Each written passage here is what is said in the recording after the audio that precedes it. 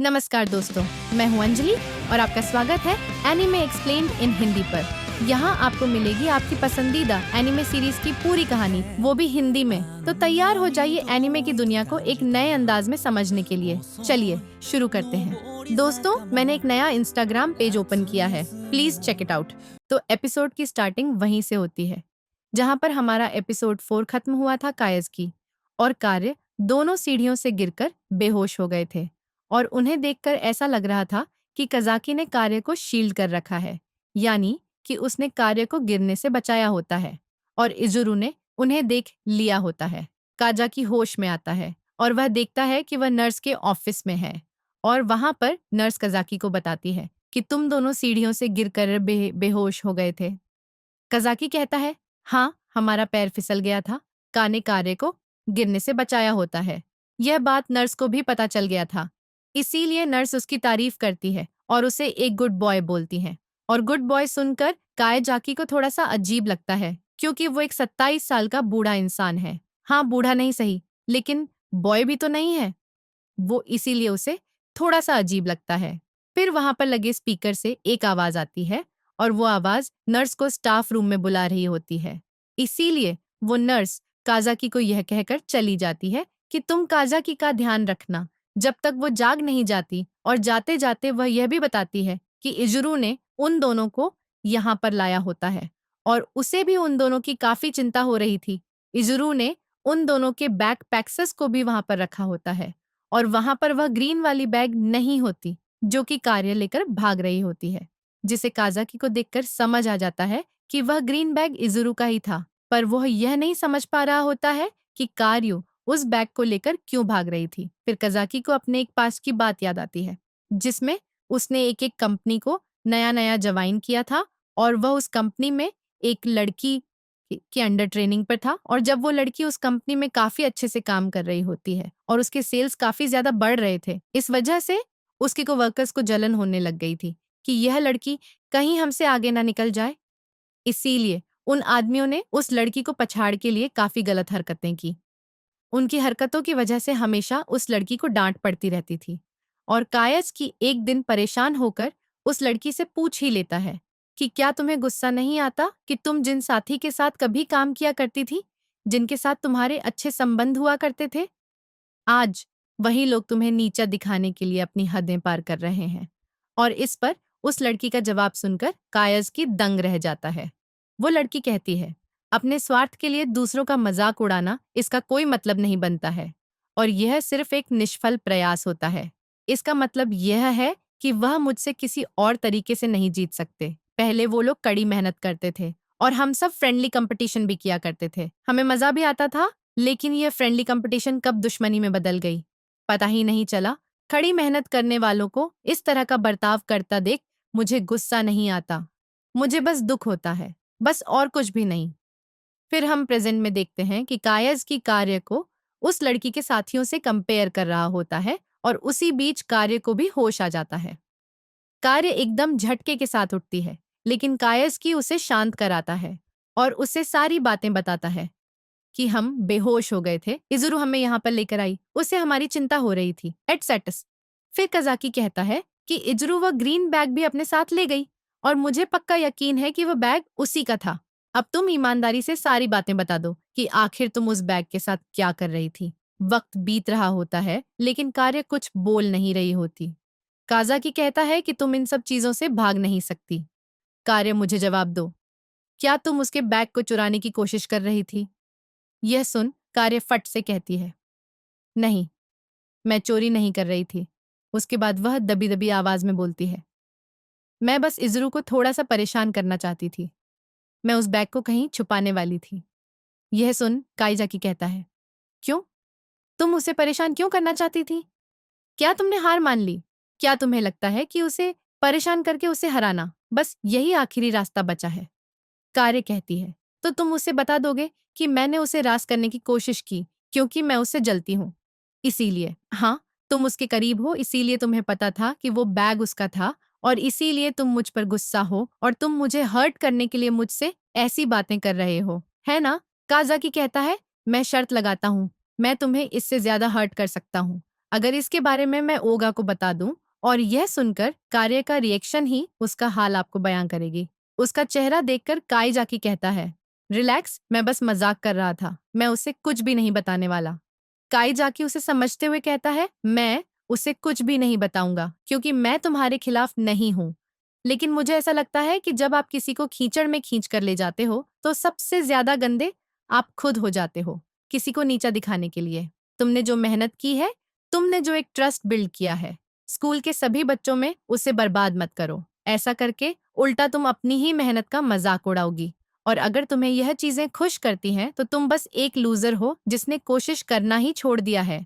लेकिन यह हरकतें तुम्हें सूट नहीं करती क्योंकि मैं जिस कार्य रहना को जानता हूँ उसे हार से नफरत है। वो कठोर है लेकिन काइंड भी। वो एक कड़ी मेहनत करने वाली अच्छी और मजबूत दिल की लड़की है। क्योंकि मैं जानता हूँ कि तुमने कितना हार्ड वर्क किया है, इसीलिए मैं तुम पर गुस्सा नहीं हूँ, बस दुखी हूँ। एक बुरे एडल्ट आदमी की तरह हरकतें करना छोड़ो और कोशिश करते रहो, अभी भी वक्त है, सब ठीक हो जाएगा। काइजाकी की बातों को सुनकर कार्य भी खुद को नहीं रोक पाती और गुस्से में बोल पड़ती है कि तुम जानते ही क्या हो। तुम जा मेरे बारे में मैं अपने क्लास के लड़के से भाषण नहीं सुनना चाहती। मैंने बहुत कोशिश की, लेकिन इससे कोई फर्क नहीं पड़ रहा। वो सब मुझे अपना कंपटीटर समझे बिना ही मुझे आसानी से हरा रहे हैं। मैं पूरी कोशिश कर रही हूँ कि स्पोर्ट्स में तुम्हारा आई और पढ़ाई में इजुरू को हरा सकूं, लेकिन उन दोनों को इसके बारे में पता ही नहीं है। सिर्फ मैं ही हूँ जो इसे एक प्रॉब्लम समझती है और हमेशा कोशिश करती रही और यह बोलते बोलते वह रो पड़ती है। कायज उसके सिर पर हाथ रखता है और कार्य फिर बोलना स्टार्ट करती है। कोई फर्क नहीं पड़ता, मैं कितनी भी कोशिश कर लूं, लेकिन मुझे इसके बदले कुछ नहीं मिलता। मेरी मेहनत किसी काम की नहीं है। कायस्की कहता है, यह सच नहीं है। तुम बस दूसरों से खुद की तुलना करने में लगी रहती हो और तुम अपने व्यक्तित्व को कभी देखते ही नहीं हो। यह कंपैरिजन तुम्हारे व्यक्तित्व को बताने के लिए काफी नहीं है। तुम्हारी मेहनत फालतू नहीं है। तुमने कठिन परिश्रम किया है और खुद को बेहतर बनाया। तुम एक स्कॉलर होने के साथ साथ स्पोर्ट्स में भी काफी ज्यादा अच्छी हो और यही चीज तुम्हें तुम्हारी मेहनत के बदले मिली है। काजाकी की बातें सुनकर कार्य रोने लगती है और मन में ही कहती है, हाँ, शायद कायजाकी सच कह रहा है। मेरी मेहनत फालतू नहीं है। बहुत ज्यादा रोने के बाद कार्य शांत होती है और काजाकी उसे कहता है, माना कि तुमने मेहनत किया है, लेकिन इजुरू ने भी तो हार्ड वर्क किया है। तुम्हें क्या लगता है वो आज इतनी लेट तक स्टाफ रूम में क्या कर रही थी? मैं शर्त लगाकर कहता हूँ कि वो टीचर से कोई क्वेश्चन ही पूछ रही होगी और अपने डाउट्स क्लियर कर रही होगी। उसके लिए भी चीजें आसान नहीं है, उसके ऊपर भी बहुत सारे प्रॉब्लम्स हैं और वो थोड़ी पागल भी है। यहाँ कायस कि उस वक्त उसके स्माइल को याद कर रहा होता है। एंड वो अपनी बात पूरी करते हुए कहता है कि लेकिन वो अपने प्रॉब्लम से बाहर आने की कोशिश कर रही है और मुझे लगता है कि तुम्हें उसके बारे में कोई गलतफहमी हुई है। मेरा मतलब है, क्या तुमने उससे कभी बात करने की कोशिश की है? इस पर कार्य चुप्पी थाम लेती है, मतलब कि शांत बैठी रहती है। और कायज कहता है, मुझे पता था कि तुमने उससे कभी बात करने की कोशिश ही नहीं की, इसीलिए अगली बार जब तुम उससे मिलो तो उसे एक बार स्माइल करने के लिए जरूर कहना। और इजुरू की स्माइल तो कार्य के लिए कुछ और ही है, इसीलिए उसे समझ नहीं आता कि काइजाकी ने ऐसा क्यों कहा है। फिर सीन शिफ्ट होता है और हम काइजाकी को देखते हैं जो अपना सिर फोड़ रहा होता है क्योंकि आज उसने एक बूढ़े आदमी की तरह कार्य को लेक्चर जो दिए होते हैं, और उसने लेक्चर भी किस पर दिए होते हैं, कभी ना हार मानने पर। लेकिन अपना कायस के तो कब का अपनी जिंदगी में हार मान चुका होता है और वह बस यही सब सोचते हुए जा रहा होता है। और उसे स्कूल के गेट पर चीज रूम मिलती है जो अभी तक घर नहीं गई होती और काइजाकी के पूछने पर बताती है कि मैं तुम्हारे बाहर आने का इंतजार कर रही थी। और वह कहती है, आज जो हुआ मुझे वह परेशान कर रही थी और इसके बारे में सोचने पर नतीजे मुझे कहीं और ही ले जा रही थी, इसीलिए मैंने यहाँ रुककर तुमसे उसके बारे में पूछने का सोचा। क्या तुम मुझे बता सकते हो कि कार्य के पास मेरी बैग क्या कर रही थी? मैंने इसके बारे में सोचने की बहुत बद कोशिश की, लेकिन मैं हमेशा एक ही नतीजे पर पहुंच रही थी। उसने मेरा बैग चुराने की कोशिश की, इसीलिए मैं बहुत ज्यादा कंफ्यूज हूँ। कुछ दिनों से कार्य के साथ मेरी नजरें मिल रही थी और मैंने हर बार स्माइल पास किया तो मुझे लगा कि हम दोस्त बन रहे हैं, और मैंने मैसेज में भी तुम्हें इसके बारे में बताया था। और यह सुनकर कायस की बड़ा परेशान हो जाता है कि अब मैं इस मासूम सी मंद बुद्धि को क्या बताऊं। काजाकी कह देता है कि कार्यों को तुम्हारा ऐसे ही खुले में बैग रखना खतरनाक लगा, तो उसने बैग की देखभाल करने के लिए अपने पास रख लिया और वो कल तुम्हें वो लौटाने वाली थी। ये सुन इजुरु चैन की सांसें लेती है और कहती है कि मुझे लगा ही था कि इस बात का कोई मतलब नहीं बनता कि वो बैग चुराने वाली थी। अच्छा हुआ तुमने मुझे असली कारण बता दिया। अब मैं अच्छे से सो पाऊंगी और मुझे शर्म आ रहा है कि मैंने उसके बारे में ऐसा सोचा। अब काजाकी को लगता है कि इसे अंधेरे में रखकर कुछ नहीं होने वाला। इसीलिए काइजाकी फैसला करता है कि वो इजुरु को सब सच बता देगा और वह करता भी है। जब इजुरु को सब सच पता चलता है तो पूछती है कि कार्य ने ऐसा क्यों किया। काजाकी जवाब देते हुए कहता है कि उसे वह सिल्वर पिन चाहिए था और उसे नहीं मिला, तो इसीलिए वह थोड़ी सी नाराज और परेशान थी। इसीलिए उसने ऐसा किया। बस इजुरु पूछती है, अगर मैं उससे ये सिल्वर पिन दे दूंगी तो क्या हम दोस्त बन जाएंगे? मुझे समझ नहीं आ रहा वो मुझसे इतना नफरत क्यों करती है। काइजाकी कहता है, मुझे लगा ये था। तुम बात को ठीक से नहीं समझ पाई और इजुरु है ही थोड़ी अलग, वो आम लोगों जैसी नहीं है। और यह बात तो हम सबको पता है कि वो लोगों से ज्यादा घुलती मिलती नहीं थी। इसीलिए उसे हमें आम लगने वाली बातें नहीं समझ आती हैं। उसने लोगों और उनकी बातों को समझने के लिए बहुत सारी किताबें भी पढ़ी होती हैं, लेकिन उसे कुछ भी समझ नहीं आया होता। काजाकी उसे समझाता है कि लोगों को समझने के लिए किताबें पढ़ने की कोई जरूरत नहीं है, क्योंकि अलग-अलग लोगों के बातों का मतलब अलग-अलग होता है। यह सुनकर इजुरु का दिमाग घूम जाता है और अब वो इतने सारे लोगों के बातों का मतलब कैसे समझेगी। अब इजुरु को कार्य से दोस्ती करनी ही है, चाहे कुछ भी हो जाए। इसीलिए वह कजाकी को घर जाने के लिए कहकर खुद वहीं कार्य के बाहर आने तक रुकने का फैसला करती है। इजुरु कायस्की से एक और बात पूछना चाहती है कि जब उसने उसे कार्य को एक साथ लिपटे हुए देखा था तो पता नहीं क्यों, बट उसे बुरा लग रहा था। मतलब कि समझ जाओ उसे जलन हो रही थी, लेकिन वह इसके बारे में कुछ नहीं पूछती। उसके बाद कायज की वहां से जाने के बारे में तो सोचता है और लगभग चला ही गया होता है, लेकिन थोड़ी ही दूर जाने के बाद उसे लगता है कि उसका इजुरु को अकेले छोड़कर जाना ठीक नहीं होगा। इसीलिए वह उल्टे पांव चल के वापस आता है और वहीं झाड़ियों के पीछे छुपकर इजुरु को देखने लगता है। और गेस भाट रियो भी वहीं छुपा होता है और रियो को देखकर तो काय जाके की आत्मा ही निकल जाती है और वो उससे पूछता है कि तुम यहाँ क्या कर रहे हो। रियो कहता है, तुम्हें यह पूछने की जरूरत नहीं थी, क्योंकि जहां पर तुम हो समझ जाओ वहां पर मैं भी हूँ। अब दोनों मिलकर इजुरु पर नजर रखने लगते हैं। थोड़ी ही देर में कार्य भी स्कूल से बाहर आ जाती है और अब कार्य और इजुरु दोनों आमने सामने होते हैं। कार्य को लग रहा होता है कि अब यहाँ पूछताछ चलने वाली है, क्योंकि उसने इजुरु का बैग लेकर भाग जो रही होती है।